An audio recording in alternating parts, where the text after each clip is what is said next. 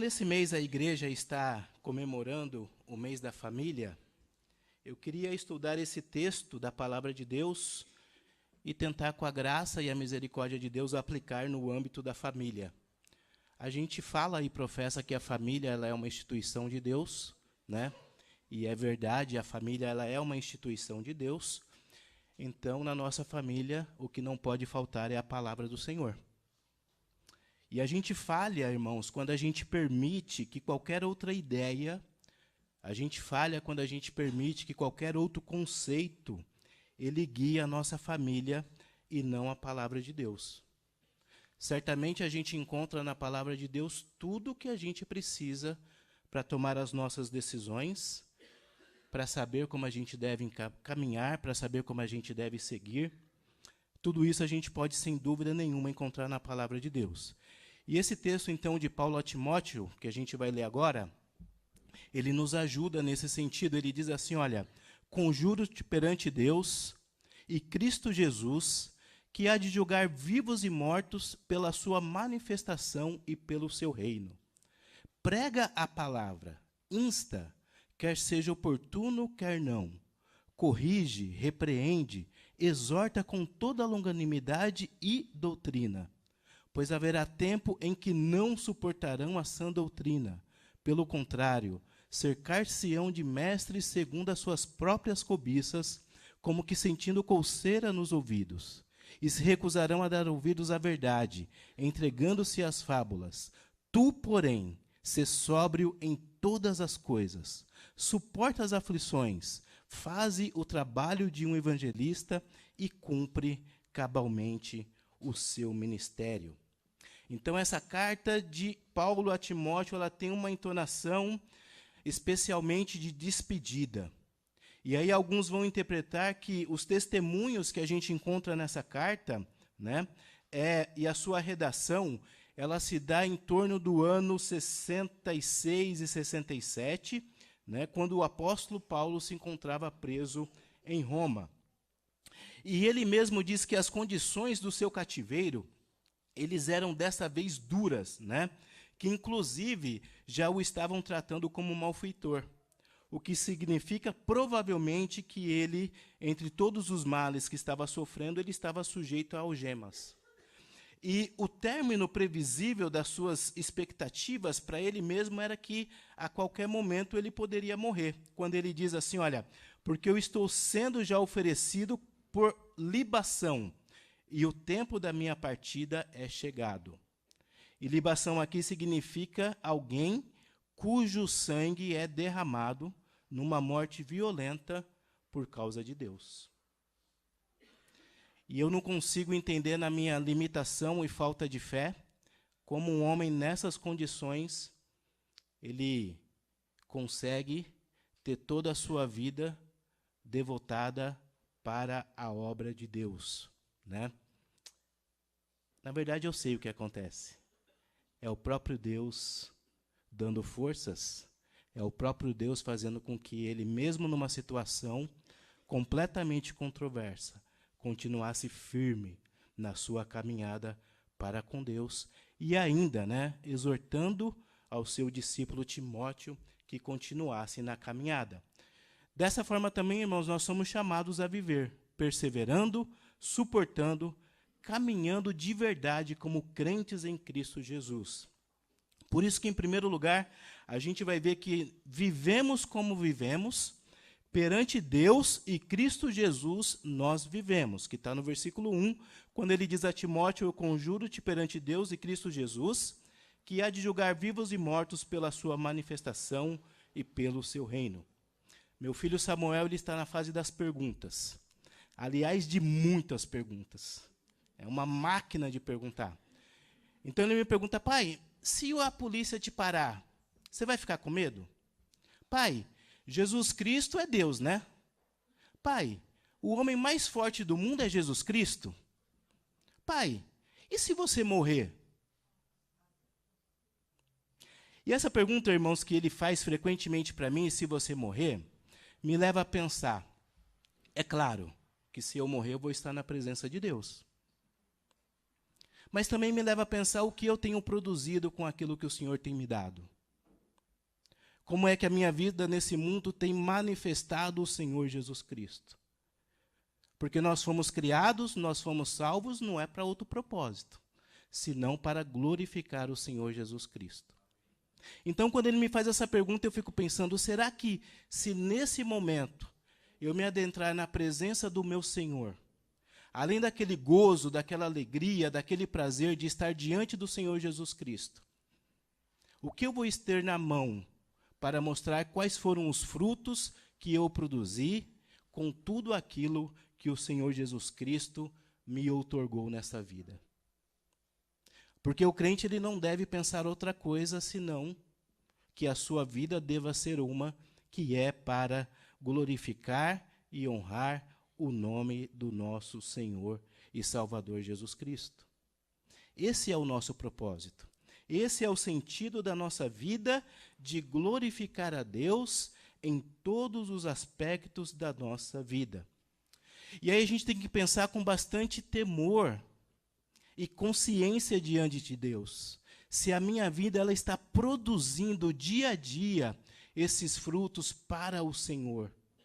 Se os meus sonhos, se as minhas metas, se os meus objetivos, eles são um que é para glorificar a Deus. E você sabe que a concorrência ela é grande, porque a gente se preocupa com tantas coisas, com tantos afazeres.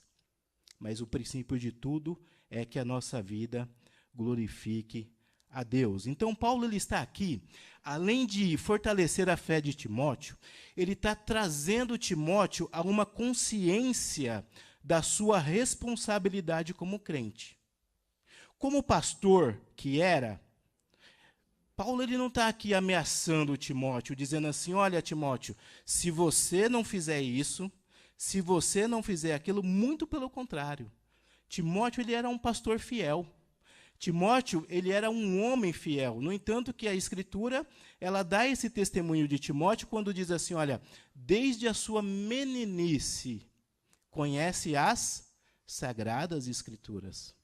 Então, a palavra de Deus ela não se apartava da casa de Timóteo. Ao contrário, Timóteo foi criado sobre o princípio da palavra de Deus. E se nós estamos falando nesse mês da família, os nossos filhos, nosso lar, eles precisam ser criados sobre o princípio da palavra de Deus. Todo tempo, todo momento, em qualquer circunstâncias. Porque quando eu não uso o princípio da palavra de Deus para cuidar da minha família, para ensinar minha família, para reger minha família, é como se eu estivesse dizendo assim, Senhor, o meu método ele é melhor. Senhor, o meu método ele é mais eficaz. E aí é como se a gente estivesse deixando Deus de lado e usando somente os nossos próprios métodos. Por isso que Paulo ele diz assim para Timóteo, eu te conjuro, eu testifico, eu atesto, eu afirmo solenemente diante de Deus e de Jesus Cristo. Irmãos, quando a gente ouve essa expressão diante de Deus, o que vem à nossa memória? Um Deus santo, um Deus poderoso, um Deus fiel, um Deus que controla todas as coisas. Então, Paulo está aqui dizendo assim, olha, eu te conjuro diante de Deus e de Cristo Jesus. E aí eu penso como a gente precisa trazer essa realidade para a nossa vida. Como a gente precisa trazer essa realidade para o nosso lar. Que a todo tempo nós estamos diante de Deus e diante do Senhor Jesus Cristo. E a ideia aqui, como eu disse, não é nenhum tom de ameaça, pelo contrário, é somente uma consciência. Se nós somos crentes em Cristo Jesus, essa consciência precisa permear a nossa vida a todo tempo e a todo momento. Aí Hebreus 4,13 diz que todas as coisas, elas estão patentes aos olhos daquele que temos que prestar conta. E aí faz sentido a pergunta do meu filho. E se você morrer? Como é que eu vou prestar conta de tudo que eu tenho pensado, tudo que eu tenho decidido, tudo que eu tenho feito nesta vida? Então, isso, irmãos, é para dar a importância de como é que nós devemos nos portar diante de Deus. Como é que cada crente deve ser, como cada crente deve pensar, como cada crente deve agir, como cada crente deve regular a sua vida, a sua família, os seus filhos, enfim. Tudo é por Ele e para Ele. Tudo. Somos servos do Senhor, vivemos para o Senhor e na presença do Senhor. Então, o nosso lar também deve ter essa prerrogativa. E para isso a gente precisa da graça de Deus na nossa vida, na nossa família, para nos conscientizarmos da importância de tratar a nossa família de acordo com a palavra de Deus. 2 Timóteo 3, 16 e 17 diz que toda a Escritura é divinamente inspirada. E ela é proveitosa para ensinar, para redarguir, para corrigir, para instruir em justiça, para que o homem de Deus seja perfeito e perfeitamente instruído para toda boa obra. Nosso professor do seminário, ele dizia que a adolescência, ela é uma bomba que você desarma na infância. Que você desarma na infância. E quantas oportunidades que nós temos de, desde cedo, ensinar os nossos filhos a andar corretamente diante do Senhor. O que você entende quando você lê a palavra de Deus e diz assim: ensina o teu filho no caminho em que deve andar, e quando for grande, não se desviará dele. O que você entende com esse texto? Eu entendo como uma promessa, não de salvação, mas uma promessa de ensiná-lo a andar nos caminhos do Senhor. E como é palavra de Deus, e como é promessa de Deus, eu procuro tomar essa promessa para a minha vida e para a minha família. Para que lá na frente, se ele se desviar, de duas uma, ou eu não fiz meu papel, ou Deus mentiu. Como Deus não mente, e a sua palavra é poderosa para transformar, para guiar, para corrigir, eu prefiro ficar com a palavra do Senhor. Ponto número 2. Conhecendo, obedecendo, confiando no poder da palavra em todas as áreas da nossa vida. Ele diz: prega a palavra, insta, quer seja oportuno, quer não. Corrige, repreende, exorta, com toda longanimidade e doutrina. E que palavra é essa aqui que Paulo está dizendo para Timóteo? A palavra é o poder de Deus para a salvação de todo aquele que nele crê. A palavra é o poder de Deus demonstrado na criação, onde por meio da palavra tudo foi criado. A palavra é o evangelho que revela o poder de Deus para salvar, transformar, santificar, dar paz e esperança. A palavra, o evangelho que revela a justiça de Deus. A palavra que nos confronta. A palavra que mostra para a gente quem que a gente é de verdade. É a palavra de Deus que mostra quem a gente é de verdade. É a palavra de Deus quem mostra o quanto nós carecemos da graça de Deus. É a palavra que mostra o quanto a gente precisa ser transformado a cada dia. Agora, como é que nós estamos empregando a palavra de Deus no nosso lar? Qual é a importância dela na nossa vida, na nossa família? Devemos amar a palavra, obedecer a palavra e crescer na palavra. E o texto de Hebreus é muito maravilhoso, porque ele diz que a palavra de Deus ela é viva, ela é eficaz, ela é mais cortante do que qualquer espada de 2 gumes e penetra até o ponto de dividir alma e espírito, juntas e medulas, e é apta para discernir os pensamentos e propósitos do coração. Percebe junto comigo, irmãos, o poder da palavra de Deus que pode reger e transformar a nossa família? É por isso que o mandamento de Paulo a Timóteo é: prega a palavra. Proclama a palavra como um arauto, com autoridade que deve ser escutada e obedecida. E ele diz assim, olha, insta como que é estar ao lado de alguém. Como necessitamos, irmãos, como irmãos em Cristo, andar do lado de alguém. Caminhar do lado de alguém. Um ajudando o outro. Um fortalecendo o outro. E ele diz assim, olha, corrige, que é sentenciar, refutar, trazer à luz, dizer isso não está certo, irmão, isso não está certo, irmã, o caminho é esse, é aquele. E ele fala assim, olha, repreende, que é admoestar, julgar, reprovar, censurar. E ele diz também, exorta, que é chamar para o lado, que é caminhar junto, que é instruir, que é confortar, que é consolar, que é dizer assim, olha, fica firme, conta comigo, vamos caminhar juntos. E ele conclui dizendo assim, olha, com toda longanimidade e doutrina, tolerância, firmeza, perseverança. Doutrina aqui, irmãos, é a palavra de Deus. Então, quando você diz assim, olha, eu não gosto de doutrina, esse negócio de doutrina, você está dizendo assim, olha, a palavra de Deus não serve, não. A palavra não serve. Pois o contrário disso, ponto número 3, quem rejeita a palavra, rejeita também o cuidado de Deus, e daí caminha por si mesmo. Olha os versículos 3 e 4. Pois haverá tempo em que não suportarão a sã doutrina.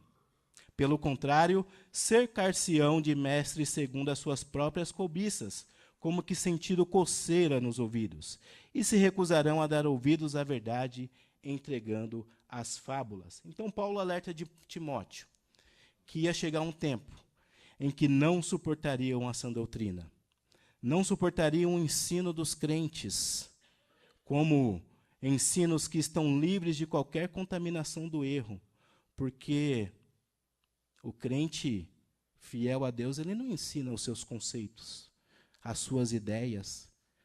A minha opinião é, eu creio dessa forma. Não, ele ensina a palavra de Deus. E o contexto que Paulo está dizendo aqui a Timóteo, ele é amplo, em todos os lugares, onde as pessoas rejeitariam a sã doutrina. O que é a sã doutrina?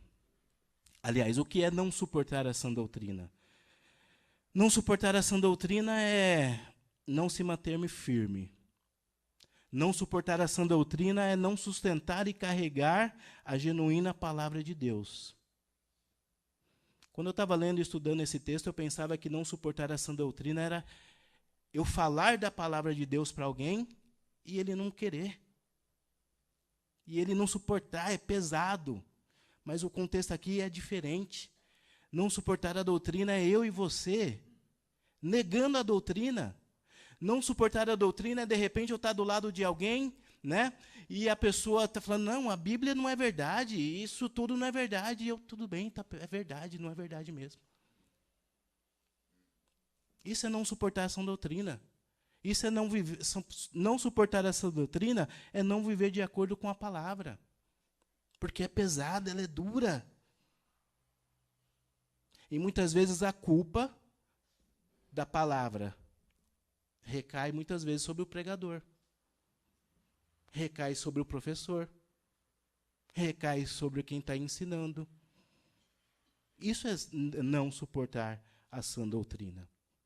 Quando eu estava estudando nos 3 primeiros meses de janeiro, meu colega de quarto lá, como era uma instituição cristã, eu perguntei para ele, você é crente? Ele respondeu, sou.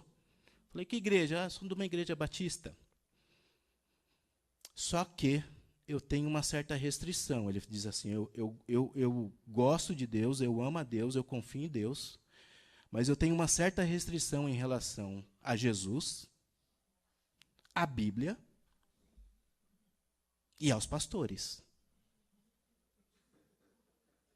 Eu falei, por quê? Ele falou, não, porque a Bíblia, cada um interpreta do jeito que quer. Cada um tem o seu conceito da Bíblia. Aí eu disse assim, o pastor estuda 4 anos, depois tem mais 2 anos de mestrado, depois tem mais 1 ano e meio de curso de pregação expositiva, depois estuda mais 2 anos outras coisas, para depois descobrir que não sabe nada, que depende de Deus, que depende do Espírito Santo para dar o direcionamento correto no ensino e na pregação da palavra. É claro que quem não estuda não vai saber mesmo. Por isso o seu conceito de que todo mundo interpreta a Bíblia do jeito que quer. Mas não é assim, eu disse para ele. A gente estuda a palavra de Deus. A gente depende do Deus da palavra para poder pregar, para poder ensinar. E como ele era um cara estudado, eu acho que essa resposta foi de bom grado para ele. E Deus ali me deu várias oportunidades de, depois dos cultos, depois dos estudos, depois dos louvores, ele me perguntava assim: Paulo, isso está certo?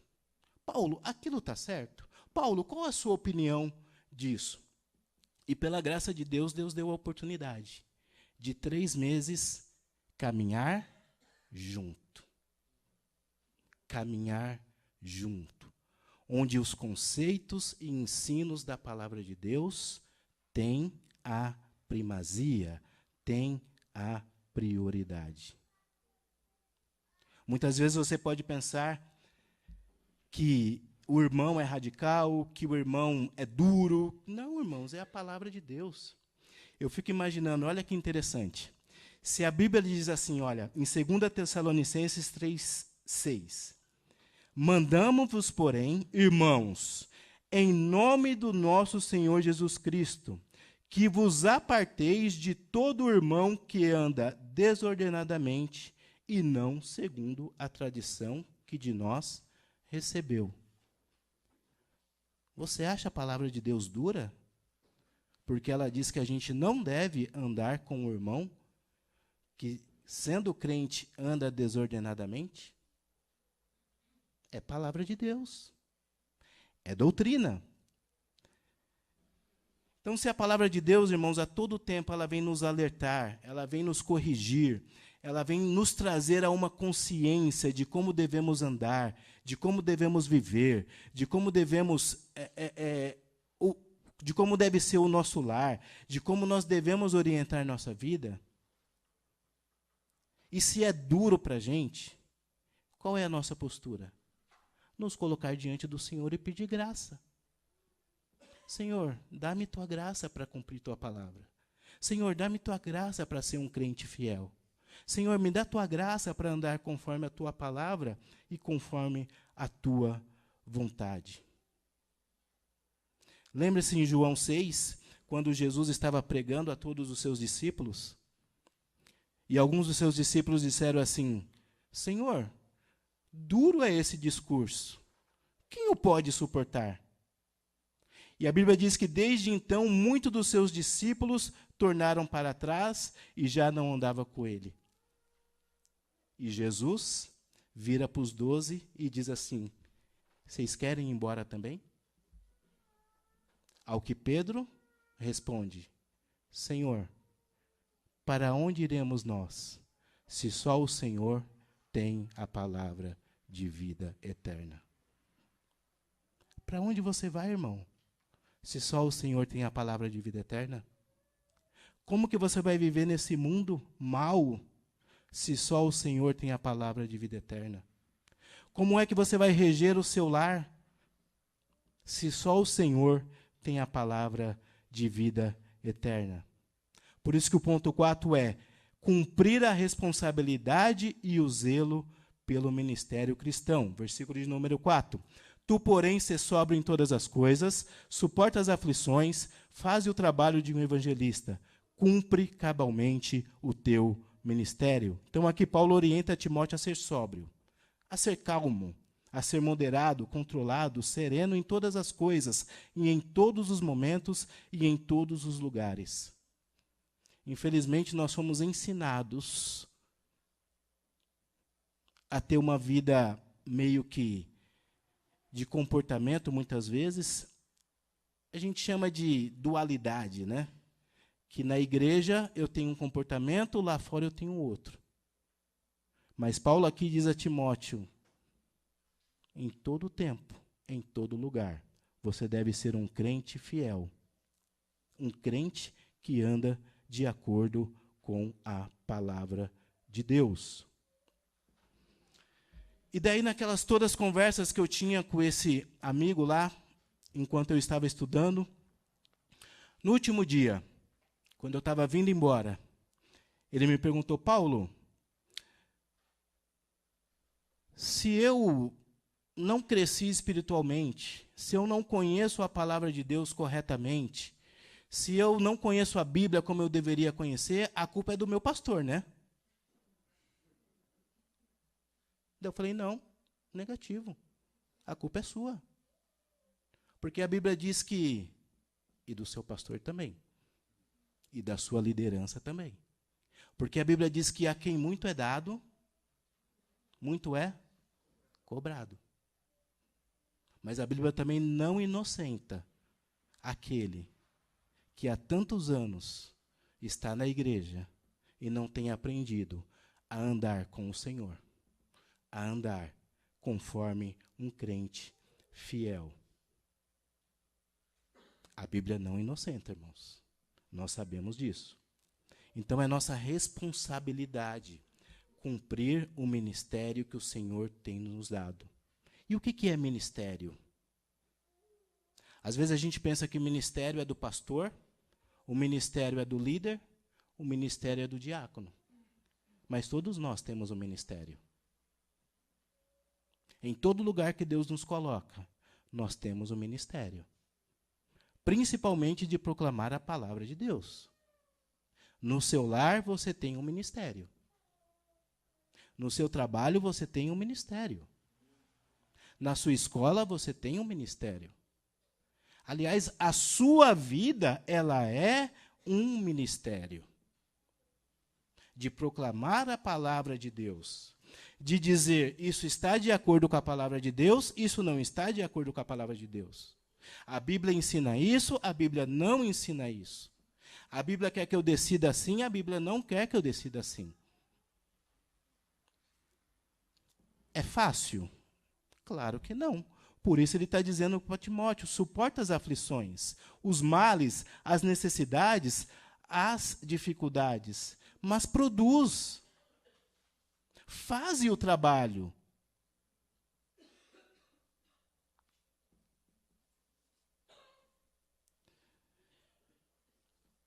Por isso que eu gosto muito quando eu ouço João 10, 27, que diz, as minhas ovelhas ouvem a minha voz, e eu as conheço, e elas me seguem. É palavra de Deus ou não é palavra de Deus? Como tem sido com a gente?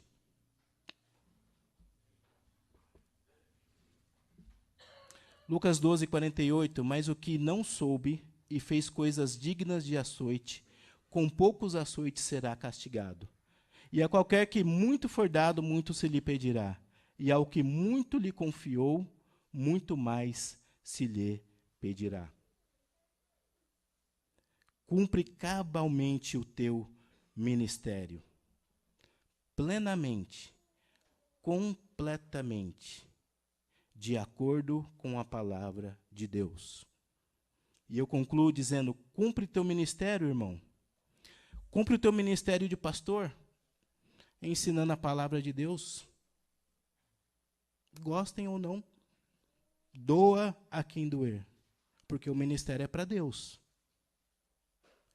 Cumpre o teu ministério de diácono, de acordo com a palavra de Deus.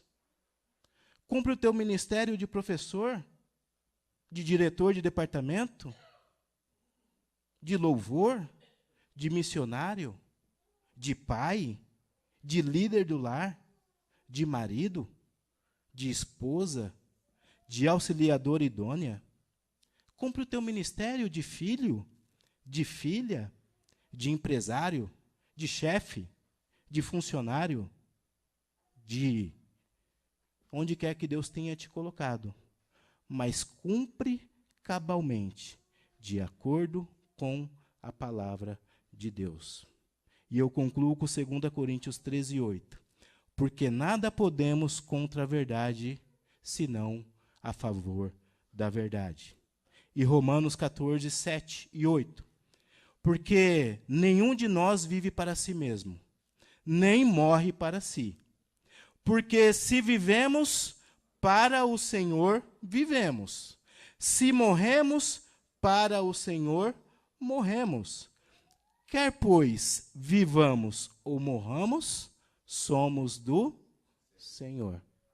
Se você é do Senhor, ore a Deus para que Ele te dê graça de viver conforme a sua palavra.